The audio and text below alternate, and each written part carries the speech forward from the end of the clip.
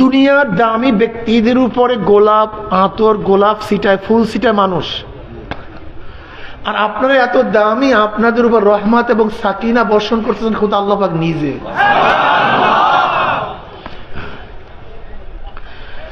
দুনিয়ার দামি ব্যক্তিদের আলোচনা মানুষ মানুষ করে, আপনারা এত দামি যে আপনাদের আলোচনা খোদা আল্লাহ পাক নিজেই শুরু করেছেন।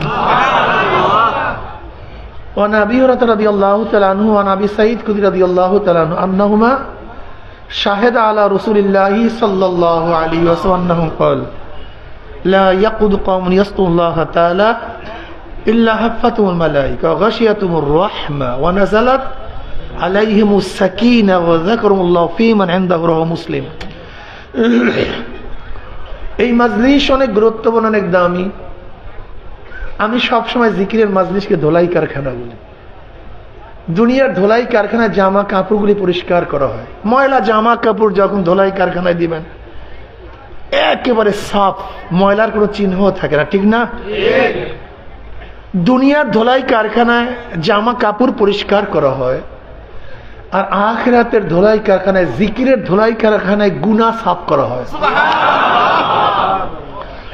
বুখারী শরীফের রওয়ায়াত আছে, এই মাজলিসকে কেন্দ্র করে আল্লাহ পাক ফেরেশতাদের সাথে বিভিন্ন প্রশ্ন এবং জবাব দেওয়ার পরে সিদ্ধান্ত দেন, উশহিদুকুম আন্নী ক্বাদ গফারতু লাহুম।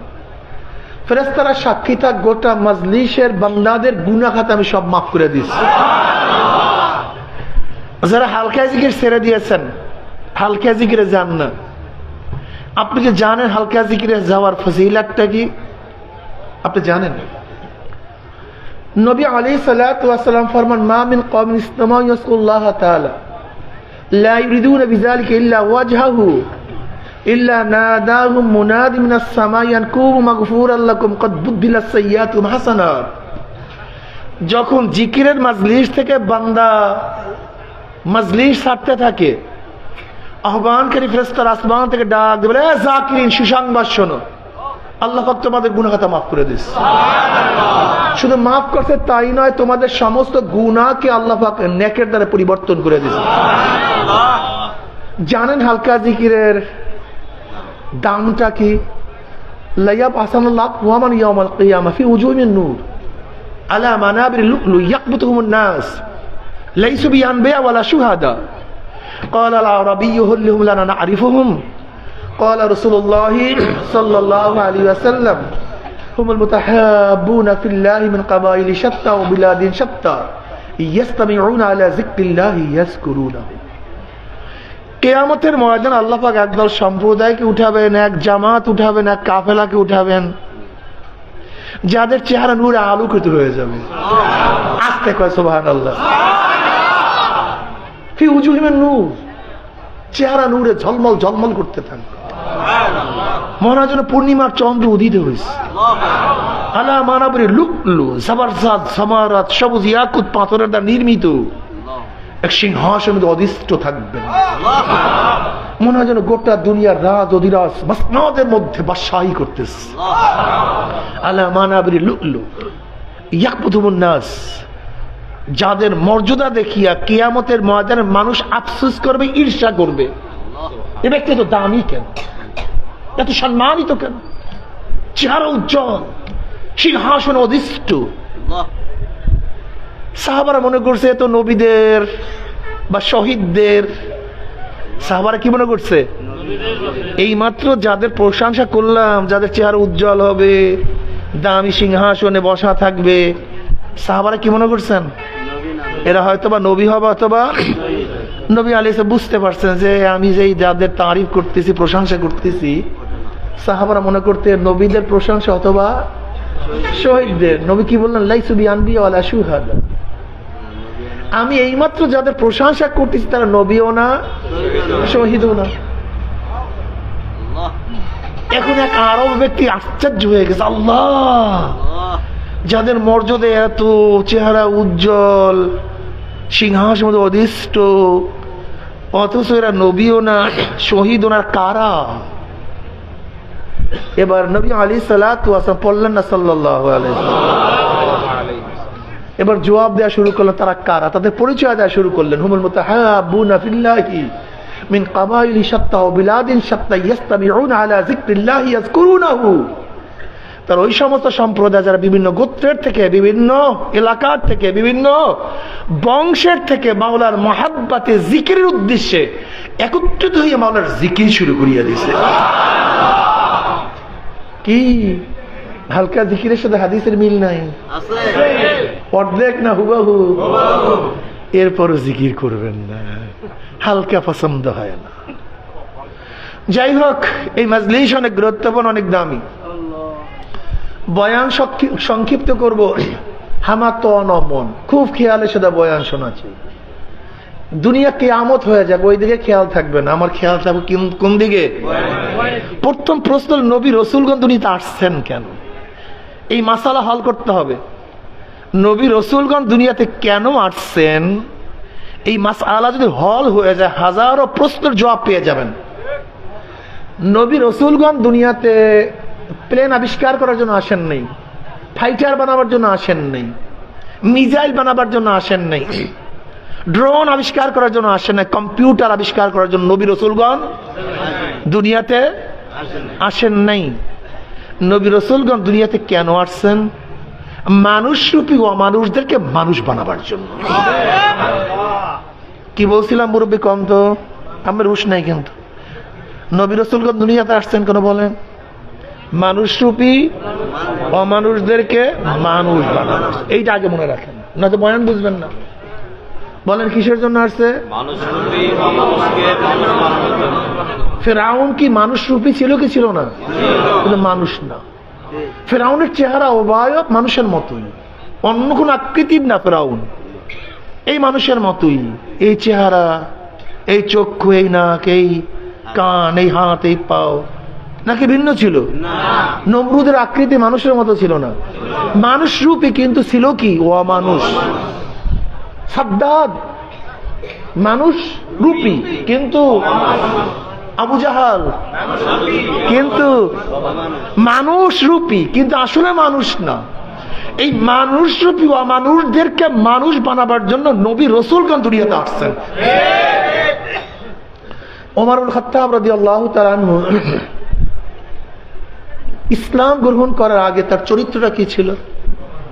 আবু জাহাল ঘোষণা করছে যে মুহাম্মাদের বলেন সাল্লাল্লাহু আলাইহি ওয়াসাল্লাম ঘাড় নিয়ে আসতে পারবা, কল্লা নিয়ে আসতে পারবা, তাকে 100 লাল উট দেওয়া হবে। লাল উট সবচেয়ে দামি, 100 লাল উট। উমর বলতেছে এই সুযোগ কেউ ছাড়ে না। হ্যাঁ, একটা কল্লার বিনিময়ে 100 লাল উট। লোকটাও দুর্বল, লোকও বেশি নাই।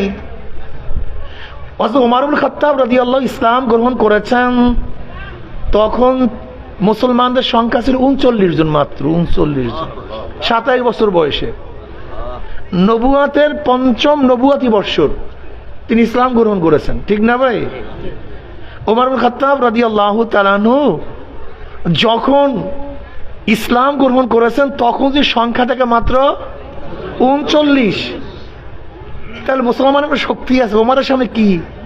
আর যারা ইসলাম গ্রহণ করছে তারা তো অনেকটা দুর্বল।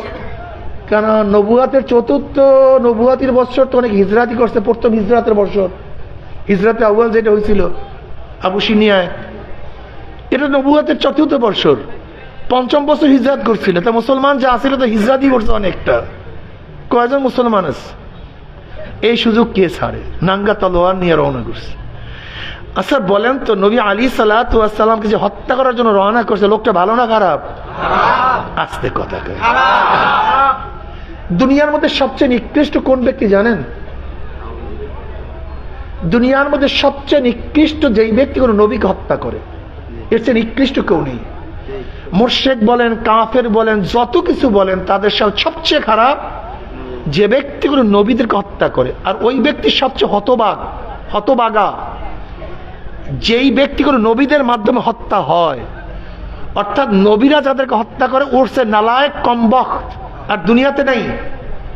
আর নবীদের যারা হত্যা করে তার চেয়ে খারাপ মানুষ দুনিয়াতে নেই। তো ওমর ইবনে খাত্তাব রাদিয়াল্লাহু তাআলা কাকে হত্যা করার জন্য রওনা করছে? সর্বশ্রেষ্ঠ, আল্লাহর পরেই যার দাম, আল্লাহর পরেই যার মর্যাদা, তাকে হত্যা করার জন্য রওনা করছে। লোকটা ভালো না খারাপ? মানুষ রূপী ছিল কিন্তু কিন্তু এই ব্যক্তি যখন নবী আলাইহিস সালাতু ওয়াস সালামের কাছে ঈমান আনছে, তার হাতে হাত দিছে, কি হয়ে গেছে ওমর? সুবহানাল্লাহ। এই ওমরের অবস্থা কেমন? নবী আলাইহিস সালাতু ওয়াস সালাম বললেন, আমার পরে কেউ নবী হইলে ওমর নবী হয়ে যেত। আর গাউস, কুতুব, মুফতি, মুহাদ্দিস, মুস্তাহিদ সব নবী। বুখারীর মধ্যে রওয়ায়াত আছে, নবী আলাইহিস সালাতু ওয়াস সালাম ফরমান, আমার পরে কেউ নবী হইলে ওমর নবী হয়ে যেত। বুঝছেন ওমরের অবস্থাটা কি? ওমরের কথা কোন পানিতে শোনে। আপনারা জানেন মিশর দখল করার পরে, মুসলমান মিশর দখল করার পরে নীল নদের জোয়ারের জন্য প্রতি বছর সুন্দরী, সুশ্রী, আকর্ষণীয় এক রমণীকে জবাই করতে হইত, এছাড়া সেখানে জোয়ার আসতো না। এখন মুসলমানরা যখন ইসলাম হুকুমাত কায়েম করছে, সেখানে গভর্নর চলে আসছে। এখন এলাকার মানুষ বলতেছে, ভাই সুন্দরী এক নারীকে জবাই করতে হবে।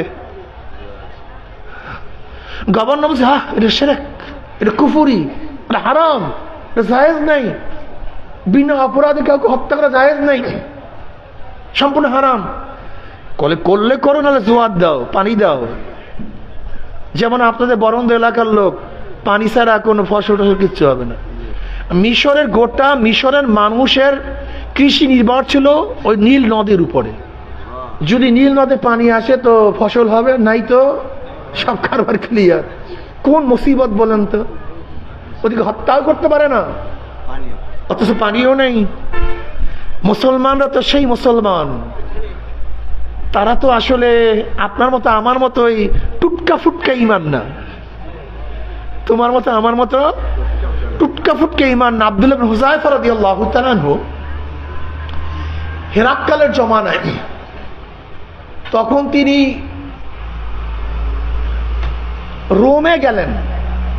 হেরাক্কাল নবী আলাইহিস সালাতু ওয়াস সালামের সাহাবাদের অনেক প্রশংসা শুনছেন, যে সাহাবারা ত্যাগী হন, লোভী হন না, ভয় পান না, তাদের এই গুণ, এই চরিত্র। কে শুনছে? হেরাক্লিয়াস, তার নামের উপরে 11টা স্কাল আছে।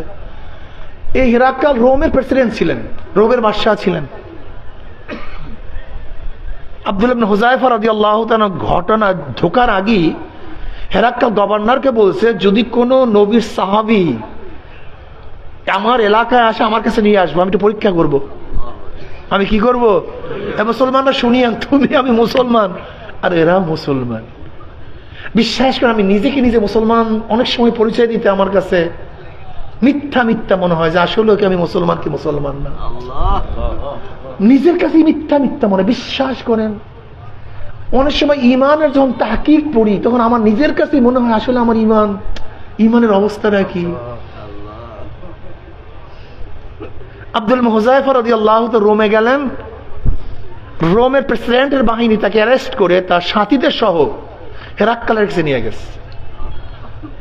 আপনারা জানেন হেরাক্কালের সামনে ঢুকতে গেলে সবাই মাথা নত করে ঢুকতে হইত, কুর্নিশ করে ঢুকতে হইত, এছাড়া ঢোকার কোনো কায়দা ছিল না, কোনো কায়দা নেই।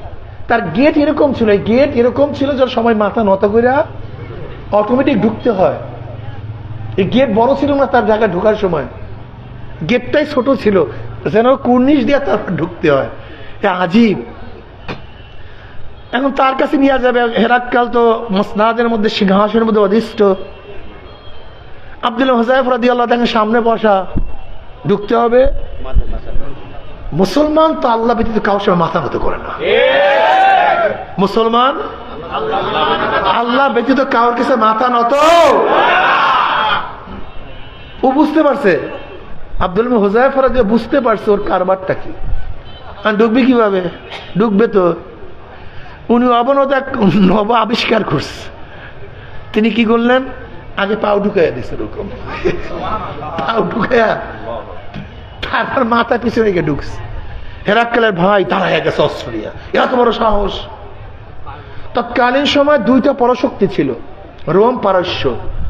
বর্তমানে যেরকম রাশিয়া এবং আমেরিকা, তৎকালীন সময় গোটা দুনিয়ার মধ্যে দুইটা পরাশক্তি ছিল। কি কি? রাশিয়া, রোম, পারস্য, এই দুইটা ছিল। আর ভাই আমেরিকা তো আবিষ্কার হয়েছে মাত্র সেই দিন, কথা ঠিক না? আমেরিকা আবিষ্কার হয়েছে মাত্র সেই দিন। আমেরিকা আবিষ্কার তো সেই দিন হয়েছে। অস্ট্রেলিয়া, ওয়েস্ট ইন্ডিজ, এ তো কলম্বাস, ভাস্কর দা গাভার, এই কলম্বাস ভাস্কর দা গাভার উভয় পর্তুগিজ। ওরা একসাথেই নাম ছিল ভারত বিজয় করার জন্য পানি পথে, কিন্তু ভাস্কর দা গাভার সে আসলে চলে আসছে ভারতের দিকে, আর কলম্বাস সে ভুলে চলে গেছে আমেরিকার দিকে। ওয়েস্ট ইন্ডিজ, আমেরিকা নামে কোনো দুনিয়া আছে কেউ জানতো না। যখনই কোনো চট দেখতো তখনই মনে করতো কি এইটা ইন্ডিয়ার কোনো অংশ। এই ওয়েস্ট ইন্ডিজ বুঝাতে পারি না, এইটা ইন্ডিয়ার পশ্চিম একটা অংশ, এইটা মনে করতো তারা। এই আমেরিকা আবিষ্কার হওয়ার আগে যে পরাশক্তিগুলি ছিল সেটা রোম এবং পারস্য। যাই হোক, আমি সেই দিকে যাচ্ছি না। তার ভাই দাঁড়ায় গেছে তাকে হত্যা করবে, কিন্তু মুসলমান কোনো টেনশন নেই, কোনো চিন্তাই নেই। হযরত আব্দুল হুযায়ফা রাদিয়াল্লাহু তাআলা তার সাথীদের পরনে ছিল ময়লা জামা কাপড়, কাপড় চোপড়ে কোনো শোভনীয় কিচ্ছু নেই। তার সামনে তো সবাই বসে হাঁটু গাড়িয়া। হযরত আব্দুল্লাহ ইবনে হুযায়ফা রাদিয়াল্লাহু সোজাসুজি গিয়া হেরাক্কালের পাশের চেয়ারে বসে গেছে, এখানে ক্লিয়ার পাশের চেয়ারে বসে গেছে। সবাই আশ্চর্য, এই জীর্ণ শীর্ণ কাপড়, ময়লা কাপড়ের কোনো বাহাদুরি নেই, রৌনক নেই, আর সে বসছে মসনাদে, তাকে হত্যা করার জন্য রওনা করছে। হেরা করছে থামো, পরীক্ষা হবে না, আমি তো পরীক্ষা করার জন্য আনছি, যদি হত্যাই করো তাহলে পরীক্ষা হয় কিভাবে? দেখি তার অবস্থাকে, নির্ভীক। দেখেন আসলে যার কলবের মধ্যে মাওলার বরক্ত, মাওলার আজমত চলে আসে, সে আল্লাহকেই বড় মনে করে, কাউকে বড় মনে করে না। আল্লাহ পাক কি চান জানেন? আল্লাহ পাক চান প্রত্যেকের কলবের মধ্যে আল্লাহর বরক্ত সৃষ্টি হোক। এর জন্য আজানের প্রথমে কি বলে না ভাই, বলেন তো? আবারও আবারও আস্তে কয় আল্লাহু আকবার, আবারও আজান শেষ আল্লাহু আকবার, আল্লাহু আকবার, লা ইলাহা ইল্লাল্লাহ। দেখছেন আল্লাহু আকবার। আচ্ছা, নামাজের শুরু জানি কি না? রুকুতে যান, সেজদায় যান, সেজদার থেকে ওঠেন, আবারও সেজদায় পড়েন, আবারও দাঁড়ান, বারবার আল্লাহু আকবার, আল্লাহু আকবার, আল্লাহু আকবার, আল্লাহু আকবার, আল্লাহু আকবার, আল্লাহু আকবার। কি বুঝাতে চান? কি শিক্ষা দেয়? আল্লাহর বরকত, আল্লাহর আজমত, আল্লাহর কিবরিয়াত কলবের মধ্যে বসায়া দাও। যদি আল্লাহর বরকত কলবের মধ্যে বসাও, দেখো সব ছোট, আল্লাহই বড়।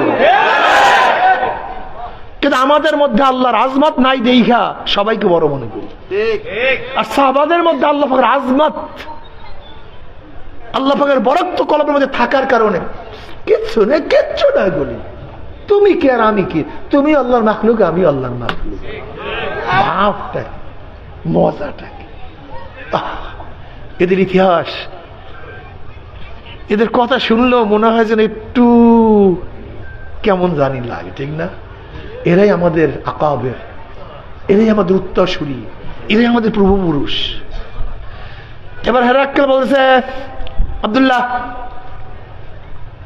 কি কেন ডাকছেন?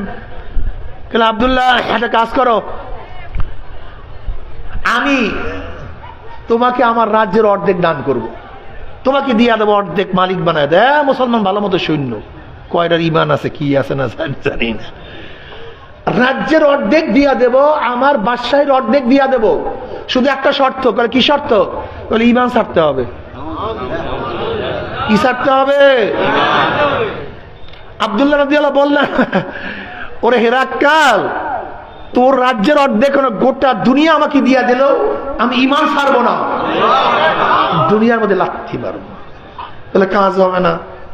এবার বলতেছে, আব্দুল্লাহ শোন, আমার একটা মেয়ে, খুবই সুন্দরী, খুবই সুশ্রী, খুবই আকর্ষণীয়, আর অপূর্বা এক সুন্দরী মেয়ে, যা চিন্তা করতে পারবি না, এত আকর্ষণীয় এক মেয়ে। এই মেয়েকে আমি তোর কাছে বিয়া দেব, শর্ত কথা কয় না। আর আমি মারা যাওয়ার পরে গুড়া রাজত্ব, কিন্তু শর্ত আব্দুল্লাহ রাজি বললেন, গোটা দুনিয়া তো দূরের কথা, গোটা দুনিয়ার মেয়ে সুন্দরীদেরকেও যদি তোর আমার কাছে নিয়ে আসো, সমস্ত মেয়েদের সুন্দরী রমণীদের উপর লাঠি মারবো, থুক মারবো, কিন্তু ঈমান ছাড়তে পারবো না। হেরাক্কাল চিন্তা করছে লোভে কাজ হবে না, লোভে এবার ভয়। মানুষকে দুইটা জিনিস দ্বারা কন্ট্রোল করা যায়, লোভ এবং ভয়। একটা মানুষকে কন্ট্রোল করার দুইটা পন্থা, লোভ এবং ভয়। এই যত মানুষ দেখেন আমাদেরকে কিভাবে কন্ট্রোল করে, দুনিয়া লোভ দিয়া। একটা কথা মনে রাখতে হবে, হুদুদ পাখির নাম জানেন না? হুদুদ পাখি, কোরআনের মধ্যে হুদুদের গল্প আসছে না? কোরআনের মধ্যে হুদুদের উল্লেখ আসছে না? সুলাইমান নবী আলাইহিস সালাম হুদুদ পাখি চলতো। হুদুদ পাখির গুণটা কি? তিনি মাটির নিচের পানি দেখতে পারতো হুদুদ। একদিন আর এক পাখি বলছে, এই বেটা তুই মিথ্যা কথা বলো হুদুদ, তুই মিথ্যা কথা বলো, তুই আসলে মাটির নিচে পানি দেখোস না। বলে কেমনে বুঝলা তুমি আমি মাটির নিচে পানি দেখি না? মাটির নিচে যে পানি দেখতা, তা তোমার জন্য যে ফাঁদ পাতা হয়, ফাঁদ কি পাতা হয়, সেই ফাঁদে পড়ো কেন? তোমার গলার মধ্যে রশি লাগে কিভাবে? তুমি ফাঁদ দেখো না? তুমি মাটির উপরে ফাঁদ দেখো না, আর মাটির নিচে পানি দেখো। ফাইজলামের জায়গা বাঁচতে বেটা। মারাত্মক দলিল। কি দলিল? মারাত্মক না? এবার হুদুদের বয়ানটা শুনতে হবে, জবাবটা কিয়ামত পর্যন্ত মনে রাখবেন প্রত্যেকে। এই হুদুদের জবাবটা কিয়ামত পর্যন্ত মনে রাখবেন, ভুলবেন না কোনোদিন, এটা মনে রাখবেন। হুদুদের জবাবটা কি? এটা আল্লাহ পাকের নিজাম, এটা সব আল্লাহ পাকের ইচ্ছা। তবে শোনো, আমি মাটির নিচের পানি দেখি কিন্তু ফাঁদ দেখি না। কেন? কখন দেখি না? ওই পুঁটি মাছের লোভ যখন আমার মধ্যে চলে আসে তখন আমাকে অন্ধ করে দেয়। যখন পুঁটি মাছের লোভ আমার মধ্যে থাকে না তখন আমি মাটির নিচের পানি দেখি, কিন্তু যখন পুঁটি মাছের লোভ আমার মধ্যে চলে আসে তখন আমার উপরের ফাঁদও দেখি না। লোভ মানুষকে অন্ধ করে দেয়। কথা বলে না, লোভ মানুষকে, মনে থাকবে তো? এই ক্ষমতার লোভ, অর্থের লোভ, টাকার লোভ, জমির লোভ, সুন্দরী মেয়েদের লোভ, ইজ্জাতের লোভ, এই লোভ মানুষকে অন্ধ করে দেয়। তখন হালাল হারাম তমিজ করতে পারে না। হুদুদের নিজের জীবনের খবর নেই, ওই পুঁটি মাছ দেখার সাথে সাথে জীবন শেষ হয়ে যায় লোভে। এই আমাদেরও যত জীবন শেষ হয়, এই যে মারামারি চলতেছে, এই যে বিএনপির বর্তমানে মারামারি চলতেছে কিসের কারণে বলেন তো? হ্যাঁ, শুধু খাবো, আমি খাবো, আমি খাবো, চাঁদা আমার, বাঘ আমার। তোর ক্ষমতা যেতে পারবো না, তুই সভাপতি হতে পারবি না, তুই এমপি হতে পারবি না, তুই মিনিস্টার হতে পারবি না, তুই চেয়ারম্যান হতে পারবি না। কি কথা বুঝাতে হবে? শুধু ক্ষমতা, শুধু লোভ। এই লোভ মানুষকে দুনিয়া থেকে বিদায় দিয়ে দেয়, শেষ করে দেয়, ধ্বংস করে দেয়। এই লোভ যদি না থাকে তখন আপনি সবকিছু দেখবেন। এই আবু জাহাল, সে ঈমান আনতে পারে নাই কেন? আল্লাহ পাক নিজে ইয়ারিফুনাহু কামা ইয়ারিফুনা আবনাহুম। নবী আপনাকে চিনে সমস্ত বেঈমানরা। এই আবু জাহাল, উতবা, সাহেব আপনাকে চিনে যেইভাবে তার সন্তানকে তারা চিনে যে আপনি হক রাসূল, আল্লাহ প্রদত্ত নবী। ওরা জানার পরেও কেন গ্রহণ করতে পারে নাই? ক্ষমতার লোভ, মারাত্মক। আপনি ভাবছেন কি আওয়ামী লীগ, বিএনপি, জাতীয় পার্টি, জাসদ, বাসদ এরা কি জানে না যে আমরা খারাপ পথে আছি? কি কথা বলে না কেন? প্রত্যেকে জানে। আমার দল চুরি করে, ডাকাতি করে, বদমাশি করে, অন্যায় করে, অবিচার করে।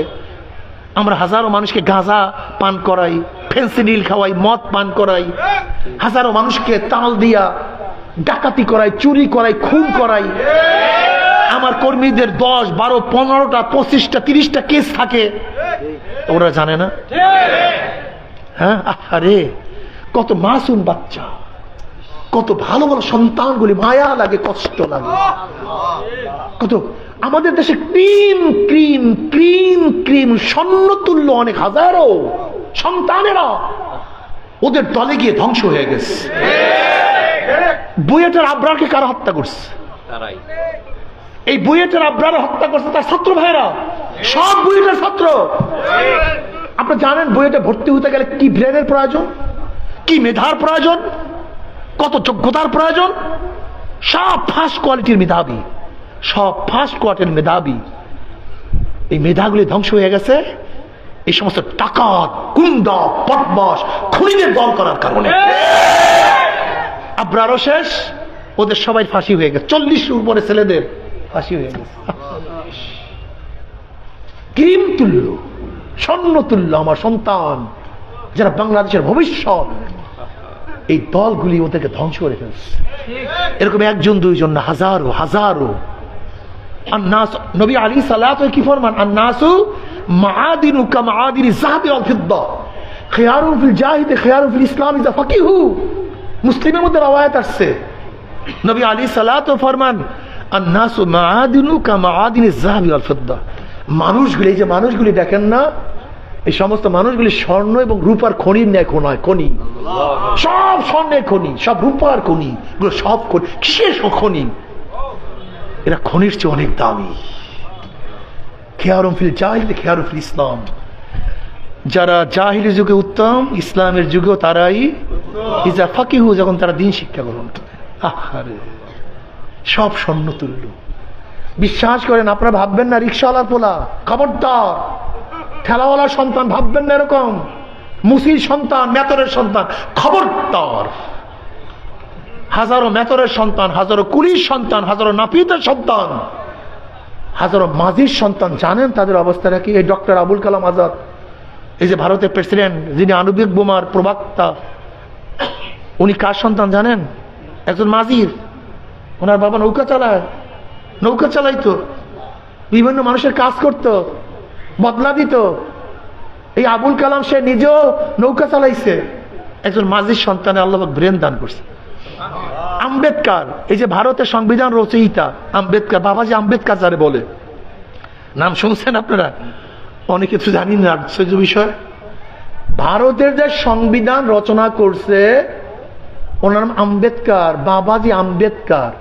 জানেন উনি কোন বংশের? দলিত, হিন্দুদের মধ্যে সবচেয়ে নিচু বংশের।